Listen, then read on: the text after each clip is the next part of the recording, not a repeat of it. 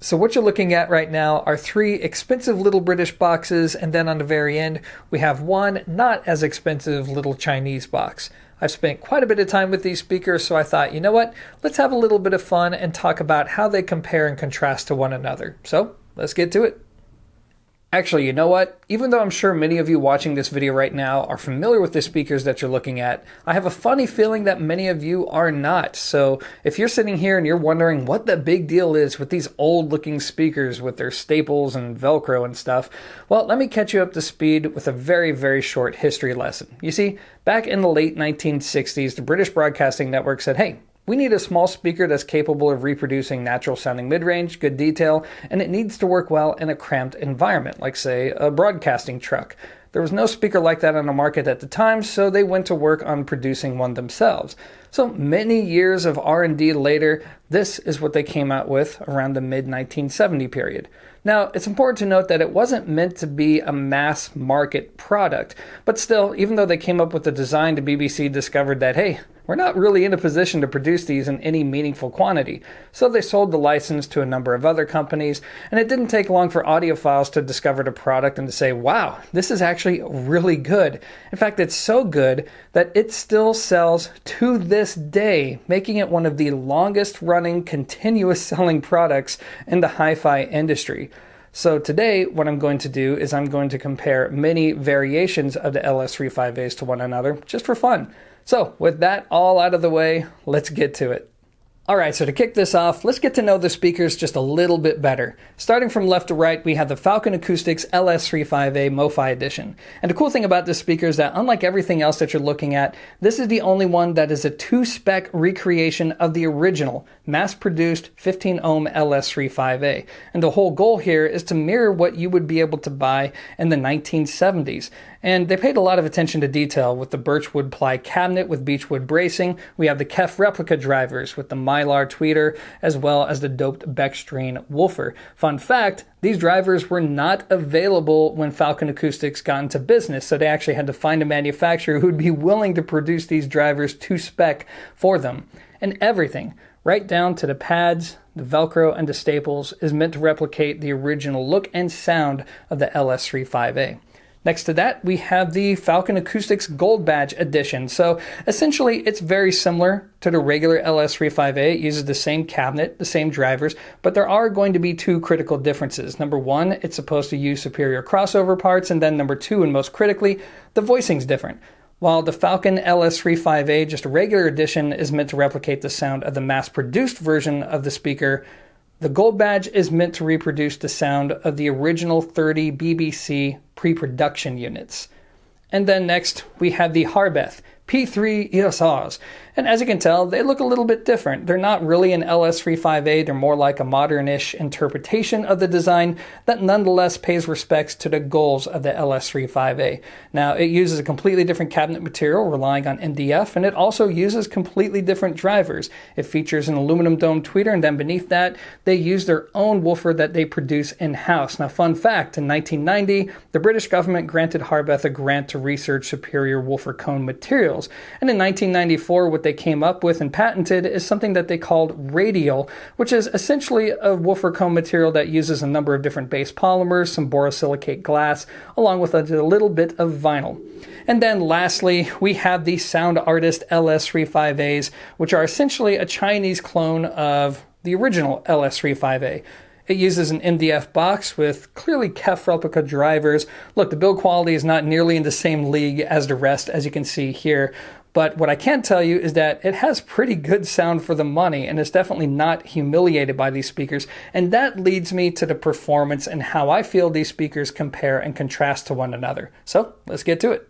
All right, so it's finally time to get this party started. So you know what? Let's begin with the Harbeth P3ESRs. So out of all the speakers in this group, I feel like the P3s have the most laid back and warm sounding presentation.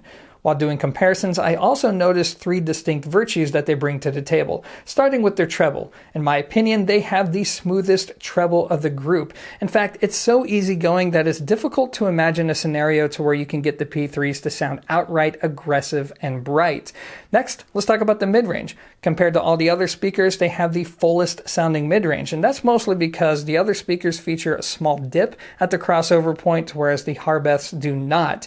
And then lastly, I feel like the Harbeth P3ESRs are the easiest to work with speakers. Now don't get me wrong, the rest are actually pretty easy to work with as well. However, if you want to get the best sound out of them, then you will need to pay close attention to the kind of electronics that you pair up to them. More on that later. But with the Harbeth P3s, it's not an issue. It doesn't matter if you use an AVR, a Class D amp, a traditional Class AB amplifier, a tube amplifier. Odds are you're going to run into consistently pleasant sound. And that's really what this speaker is all about. It's voiced to sound good with every kind of music, well, with regard to the limitations of its physical size at least, and it's also meant to sound good with just about any type of electronic component. So the net result of that is you just have a speaker that's drop and plop, you listen to what you want, and you enjoy. However, there are going to be people out there who will listen to this speaker and they're going to find it just a little too easygoing, a little too laid back, and quite frankly, they're going to feel like it presents a more boring listening experience. And if that's you, well, it's time to move on to the Falcon Acoustics MoFi Edition LS3 5A. So as I mentioned earlier, it's meant to replicate the original LS3 5A from the 70s, and despite that, believe it or not, it has some advantages over the P3. So first, let's go over its general character. Overall, I would say it has a slight V-curve thing going on with slightly elevated treble and bass. However, what I noticed out of the Falcon is that it projects in a more forward and lively way thanks to that bump into treble. That makes detail easier to discern. And then most importantly, when it comes to listening to live music, and it doesn't matter if it's a rock band or an acoustic instrument, it just projects sound in a more natural way. Don't get me wrong, the P3s are very pleasant to listen to, but these in some regards actually sound more realistic. And then when it comes to the mid-range, no, it's not quite as full sounding as what you get with the Harbeth. However, it's just a little bit cleaner, and dare I say there's just a little bit more depth to the sound when you listen to the mids. The bass performance is going to be similar on both speakers. It's going to be strong considering the speaker's size and sealed nature. No, it's not going to win any awards in terms of precision, but that's not really the point. It's meant to sound fun. And then another thing I need to mention is that the Falcons lay down a wider soundstage. So if you plan on buying a speaker for more of a traditional 2-channel stereo system, there's a good chance you may find that a little bit more engaging. However, there is going to be a compromise to this. While these speakers are just a little bit more revealing of subtle detail and a little bit more lively, the bottom line is because the treble is elevated, it's not going to be as forgiving with poorly recorded material. So it is possible to get these speakers to sound a little bit bright. And that's where equipment matching comes in. In my experience, these speakers tend to sound best with warm and or neutral sounding gear.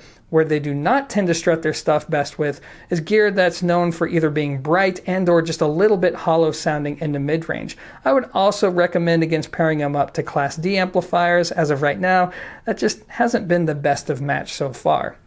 Now let's move on to the Falcon Acoustics Gold Badge Edition. So the Gold Badges in many respects take on the same sound as the regular LS3 5A from Falcon Acoustics, which should surprise absolutely nobody. However, as it turns out, those crossover upgrades make a difference because one of the first things I think anybody will notice when making a comparison between the Gold Badge and a regular is that the Gold Badge has a cleaner, more transparent, and more refined sound. Yes, it still takes on that V-curve, but now the treble is a little bit more refined, just a little smoother sounding. I also noticed that it's just a more revealing speaker. It better shows you what's going on with your recordings. And then what's really surprising is the bass output, which feels stronger, yet at the same time is notably cleaner. So overall, what's so special about the Gold Badge is it maintains the sound of the LS3 5A, all the while giving it more of a proper high-end and revealing presentation. Definitely a really good speaker for somebody who wants more of a compact solution for a traditional 2-channel stereo system. And then lastly, let's move on to the Sound Artist LS3 5As. I mean, they're definitely outclassed in terms of build quality, but when it comes to their sound, I mean, they hang in there. So first, let's go over their character. What's so cool about these speakers, in my opinion, is that their voicing is right in between the Harbeth P3s and the Falcon LS3 5As. And I think that's such a perfect spot to be because they're easygoing, albeit not quite as laid back and as smooth as the Harbeths. They're a little bit energetic, but they're not quite as forward sounding as the Falcons. They're just right there in between. And the same thing goes with the mid-range. It's not quite as full and as warm sounding as the Harbeths, but it's not quite as thin sounding as the Falcons either. And I think for somebody who's stepping into their first set of speakers like this, who want a taste of the LS3 5A sound, this is such a great place to be. Now, overall, no, it's not as good as the other speakers. It's not as clear. The mid-range doesn't sound quite as pure and is tonally correct, but it's still, nonetheless, for $600 a pair, it is very, very good. However, where you will hear its budgetness is with the bass. The cabinet coloration, some people were going to pick up on that. And plus, when the music gets complex, that's when the sound artists will tend to sound just a little bit muddy or muffled, particularly in the mid-range, something that the other speakers do not suffer from unless you're really pressing them hard in terms of volume output. Otherwise, though, I think the sound artists, for the money, they're not bad. And they are definitely not humiliated by the other speakers. In fact, in some respects, I could see some people preferring the sound artist to the Harbeth P3s because they're just a little bit more lively and they will lay down a wider soundstage. So anyways, guys, that is going to be my breakdown of these speakers. So I tell you what, before I wrap up this video, let me go ahead and pick some favorites. So overall, my favorite speaker is, look, it's not going to surprise anyone. It's the P3ESR, the speaker that I've owned for the better part of 10 years now and will likely continue to own into the future. The thing is this though, I use these speakers in a desktop environment where I don't really need that liveliness to the sound. So having something that's smooth and easy on the ears with full sounding mid-range when the speaker's only a few feet from the ears, that is absolutely ideal, and that's why I love these speakers so much in the desktop environment. However, if I couldn't have the Harbeths, then I would be perfectly happy with the MoFi Edition Falcon Acoustics LS3 5A because it too is very engaging and fun to listen to. Again, I prefer the P3s in the desktop environment, but I think the Falcons are really, really good. Now, what would I pick though if I wanted to use a set of these for a traditional 2-channel stereo system to where I'm sitting 5 or 6 feet away from the speakers, and I know there's going to be moments when I sit down in my chair and I'm really going to concentrate on the music and possibly even on the sound. In that case, honestly, it's not even a question. It's going to be the gold badges because they really are on a different level from these speakers in terms of transparency, while at the same time maintaining what makes the LS3 5A so special. Or to put it a different way, I could see myself pairing up a set of subs to these speakers and feel like I'm getting a complete listening experience, whereas with all the others, it'll just sound like an LS3 5A with a couple subs attached. So that is going to be my take on these speakers. So now I'm going to wrap up this video by laying down my thoughts on this category of product. So I thought it would be appropriate to wrap up this video by sharing my own thoughts and opinions regarding this speaker type. Because here's the thing. This one is personal to me, and I say that because I have owned so many speakers since I got into this hobby, well beyond anything that you've seen featured here at Zero Fidelity. And even though I've owned far more expensive and technically superior speakers, I noticed that every time I listen to an LS3 5A and its derivatives, it connects me to the music in a meaningful way that many other speakers cannot. And yet, I don't want to use this as an opportunity to over-romanticize the speaker because there are some problems with it. So let's go ahead and address the elephant in the room, which is number one, it's a tiny speaker that is inherently limited by its physical size, which is why even though I love this speaker in the desktop environment where it's only a couple feet away from my ears, I admit that I could never live with an LS3 5A as my main 2-channel speaker where I'm sitting 5 or 6 feet away from the front baffle. And that's because when I'm spending that kind of money on a speaker, I just want more from it in that application. And that leads me to the next thing, the price. Can you believe how expensive these speakers are nowadays? The Falcon Gold Badge, Sterling, Chartwell, the Harbeth, the new XD, the new Rogers, all of these speakers start at $3,000, and one of them, I think it's the Rogers, goes beyond $4,000 a pair for just this tiny two-way speaker. Now don't get me wrong, I get it. They're not cheap to produce. They're built to a very high quality degree, very high standards. That's all well and good. It's a luxury product. But I think a lot of people rightfully look at these little expensive speakers and they say, okay, for the same amount of money, I can go out and get a truly full range speaker that I can crank to 11 all day long. Why wouldn't I get that? And if that's you, no hate. I totally get it, and in many respects, I don't think you're wrong.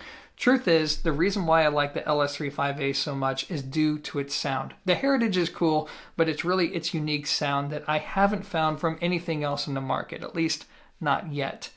So, that's just my thoughts on this speaker. One thing I'll say for sure is if you haven't experienced it before, I would encourage you to do so. It's just like a planar or an electrostat or a horn. It's just one of those products that you really need to experience on your audiophile journey just to say you've done it. Because who knows, you may love it, you may hate it, but you don't know until you try, and that's just part of the fun. Anyway, that pretty much wraps up my thoughts for this video. I'm not sure if any of you got something out of it, but I know it was a lot of fun to film. So as always, thanks for watching, and until next time, peace.